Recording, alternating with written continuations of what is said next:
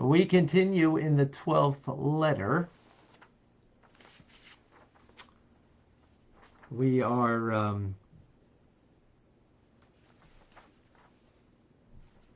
speaking about the act of giving, the act of loving kindness, of giving, tzedakah, charity. And that actually creates peace on high, as we explained yesterday at great length, and peace down here. The peace doesn't mean here, that there's no more war. I mean, hopefully that too. But a peace that we can sense the inward connection to the divine in our prayers when we preface it with giving charity first. Or when we learn Torah for the right reasons to connect. Then likewise in our prayers we can sense that connection, that inward connection. So the point that we're speaking about over here is that being charitable, the act of loving kindness, of giving, Maaseh HaTzedakah, the act of giving. And we'll distinguish that from another form of giving soon. But let's just go with that. So, Alter Rebbe now speaks about something about the uniqueness of the Jewish soul, and being a leader of the Jewish people. So this is his focus. Everybody that's not Jewish can understand it in accordance to what you understand yourself. But Alter Rebbe writes, based on the Talmud, that the very nature of the act of compassion and the performance of acts of loving kindness is not so much a learned thing for the Jew or the Jewish soul, but it's part of the very makeup of the soul.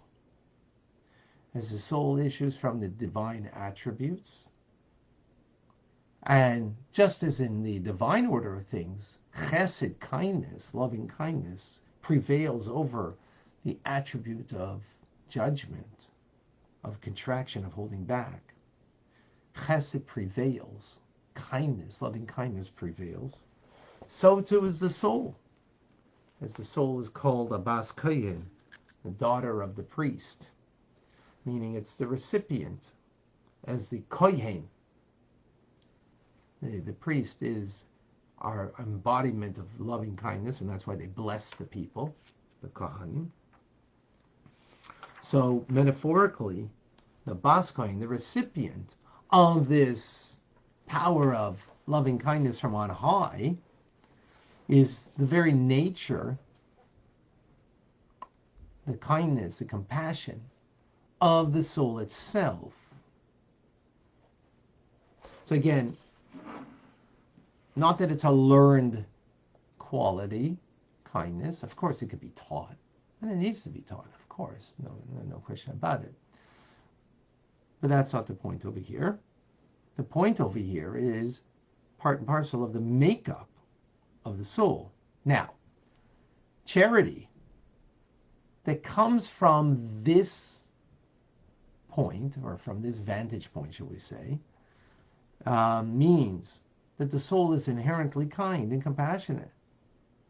This is referred to the act of charity, Maaseh Tzedakah. The term act implies something that's already done or that is constantly being renewed, as we will see. Meaning to say, with regard to tzedakah of charity, that's motivated because the soul's innate sense of kindness and compassion is something that's already been planted in the soul before you came into this world. before the soul came into this world. In other words, it was created this way, as God blew a piece of Him into the soul. That God blew from the depth of Himself into the soul and gave it this quality, this inward divine quality. So not only did God do that originally when He created Adam and He creates every soul, but furthermore, in His goodness, He renews the act of creation every single day, every moment. The supernal divine attribute of God's kindness is re-blown into us, renewed into us every morning, every day, every hour, every moment, really. So the act of, therefore, refers to the act of God constantly renewing creation, therefore constantly renewing the character qualities of kindness and compassion in our very being. And therefore, when a Jew practices charity from this perspective, it's doing something that is inherent to the very nature of the soul. Now, of course, it didn't corrupt the soul, but didn't corrupt this nature, which could happen, of course. We can all corrupt our nature. But this is the nature of the Jewish soul. Just want to stop here for a moment and just to bring out this idea, how much it's so much the nature. And I live here in Montreal, and just to give you by way of appreciation of this idea, there, besides Chabad doing a lot of fundraising in Montreal, you have the Federation, the Jewish Federation, that does fundraising from about 85,000 Jews. And they collect around, 45 to $50 million, right? That's, that is the self-professed central arm of Jewish fundraising in Montreal. Not that Chabad gets anything from that, by the way, but that's irrelevant to the point that I want to make. In other words, on top of that, you have Chabad in all of its fundraising. You have all of the, Israeli institutions and their funding, right? And all that's coming basically from Jewish people, right? So you're talking about like lots of money. Now, Montreal's population is about 3.5 million people, Greater Montreal. And then the central arm of fundraising for the non-Jewish world is called Sontrade. And guess what it collects? A little more than 45 million than the Jewish Federation, 50 million, but for 3.5 million people. What does that tell you? It tells you that Jewish people are very giving people. Now you might say, well, because they got the money. No. Or because they were taught. No. That's what the Alter Rebbe is saying here. Before you got money and before you were taught, there's something before that. The inherent nature, the DNA of the Jewish soul. That it is imbued, as we just learned here, with the attributes of the divine, that is loving kindness. That will prevail over another attribute, Gvura, holding on, not opening up to give. That's the nature of the Jewish soul. Again, I don't know if that's to bring a proof. It's just to see that it's pretty clear. And by the way, you can see that not just here in Montreal, but anywhere, in any community. The point that I want to make here very clearly, that this is not a learned thing. We teach it because we are it. It's a very big difference. You can't teach something that you're not. Now, not Jewish souls. There's also they can have that too. But we're talking about across the board. So much so that their Alter Rebbe doesn't say this here, but I'm adding this, that the Talmud says that if you see someone who's Jewish and they are not giving and they are not compassionate, they don't give charity, they're not compassionate, check their lineage, whether they are Jewish indeed or not. In other words, it's such across the board thing because it is innate to the soul, the Jewish soul. That is the point that is being made over here. Okay, this is not to put down anybody else, God forbid, any other groups of people, any other individuals that are not Jewish, and so on and so forth. God forbid, that's not the point over here. But I think the point is well understood.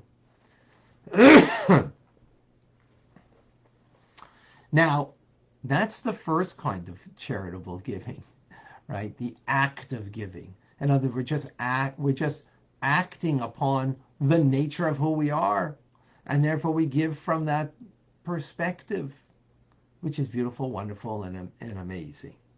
But now there's another kind of giving. It's called avodas tzedakah, the service of giving. In other words, implied over here is that you gotta work on it. You gotta exert yourself. You got to go au contraire to the nature of your soul, right? So we just spoke about the wonderment and the beauty of the Jewish soul and its nature and inherent nature to be giving and compassionate, which is true, but that's doing it out of more of an instinctual, natural inclination. But now we're speaking about something that necessitates avodah, work, exertion, an immense exertion to overrule your nature and the will out of deference for the supreme will of God. So by way of example, we're learning Torah right now. We could learn Torah. Now, sit back and we're listening to the Rabbi. We're kind of taking it in. It's wonderful. It's beautiful. Or you could lean forward, focused, immensely concentrating, exhaustively engaged, going beyond your nature. It's a different way to learn. Or best example is maybe not. I mean, that's a good example. Another example is prayer. Prayer, because say the words, and you can be focused, right? But you're not exhaustively immersed. You're not immersed in such a way that you're so focused that you feel. And sometimes I feel when it comes to teaching after such a long time, and especially Rambam, if you have to concentrate and really to get it, that it's an exhaustive engagement in prayer. We're learning that because you're so immensely going against your nature. Your nature only takes you so far. But that's the act of charity. Maisa tzedakah. Now we're speaking about avodas tzedakah, the service. Giving in such a way that we're giving beyond. Give, you shall give, even 100 times, as the verse says. In other words, we're not prompted by one's natural compassion, but striving way above and beyond that. What that means, more on that in the forthcoming class, which will conclude tomorrow, this letter. Powerful stuff. Any questions, any comments? Rambam, of course, coming after this. Last night we had a wonderful class about marriage. Whoever didn't get a chance to come to the class, go to my YouTube or go to TanyaRabbi.com, and you can get all the latest classes and stuff. TRC also was amazing.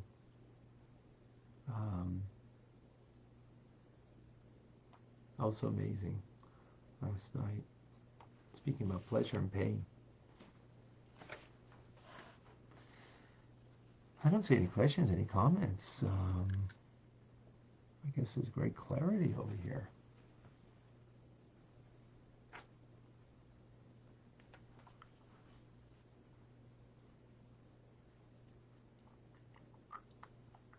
Yes, a cliffhanger. More to come.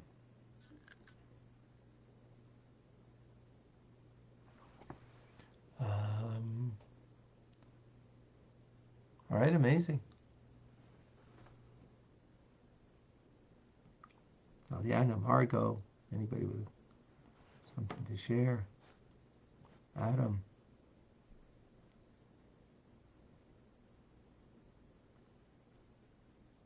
Batya, Vilma. Well, you clearly and true.